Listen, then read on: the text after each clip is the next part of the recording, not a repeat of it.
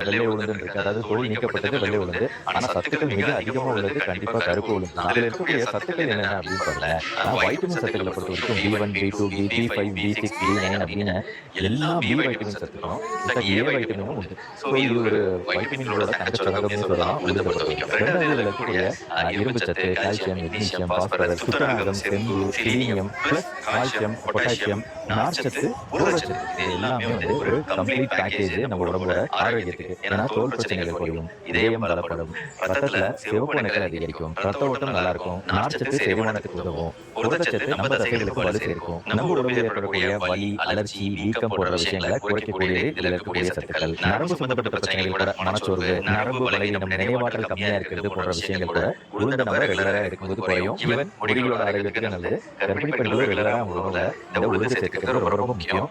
இந்த வீடியோ பிடிச்சிருந்தா மறக்காம சப்ஸ்கிரைப் பண்ணுங்க.